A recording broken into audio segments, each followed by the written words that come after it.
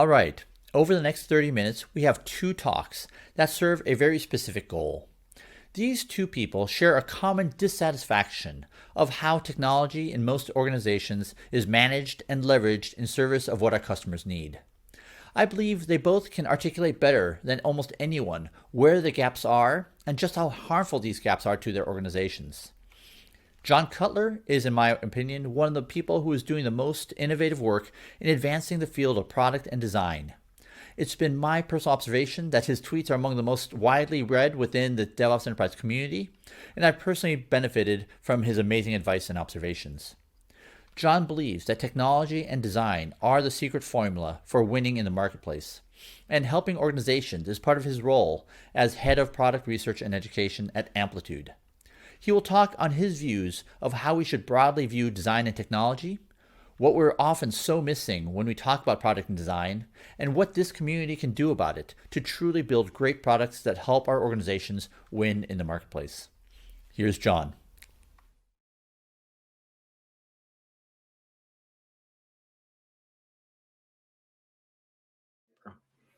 Hello, everyone. My name is John Cutler, and I am so excited to be speaking today, and I'm very grateful to Gene for the invitation. I've mentioned this in earlier talks, but before attending DevOps Enterprise Summit in person in Las Vegas, those in-person conferences, I was absolutely obsessed with the videos. And Matt Skelton will say I sit there and like obsessively tweet out links to the team topology videos I'd see. So I'd watch them over and over and over. So to be able to do a talk on the main stage, the virtual main stage, so to speak, is a real honor. So now a bit about me. My background is in product management, UX, a few startups. I guess I got my start trying to make a video game. I made a game about bartending called Last Call, unfortunate name maybe, which ended up getting a mature rating by Walmart. So it didn't really sell. It was a big commercial flop, but it was fun to make. And that's kind of how I got started. So then I wised up and started to get these quote unquote real jobs, which are kind of surreal, I guess.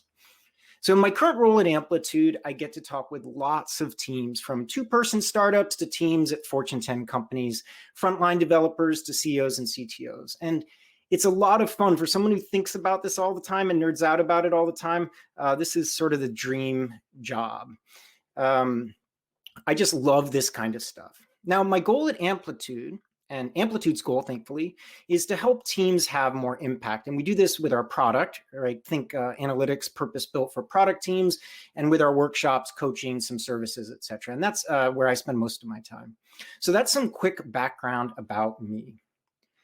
Now, in this talk, we're going to talk about what I see as a natural evolution for the DevOps community. We're going to talk about product, design, outcomes, feature factories, leadership. We're going to talk about the concept of being product-led and how that applies to companies that aren't digital product-first companies. And I'm going to leave you with a couple questions that I'd like to carry with you through the next couple of days of the conference. Now, in my day-to-day work, I'm observing large companies jump on the product thinking train. They come to me or they come to my employer, Amplitude, because they've been told to adopt cross-functional teams, to think in terms of products, to become more outcome-oriented or data-informed, to improve their customer experience, and in most cases, sort of be like company X, and we could all insert X there. And here's what I'm seeing when those organizations put this all in motion. Suddenly, as expected, everything is a product. There's products everywhere. There's product owners everywhere. There's product managers. There's product owner managers. There's product portfolio managers and product analysts and product project managers and their managers. You want a budget? Call it a product. And roadmaps, right? You have to have roadmaps when you have products. So what you do is you actually, it's exactly like a Gantt chart, and you put quarters along the top and you fill it up kind of like a horizontal Tetris game.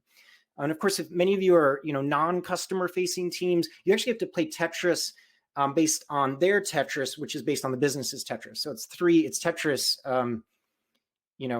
to the third power. And then you have to have boards everywhere because we're supposed to visualize the work.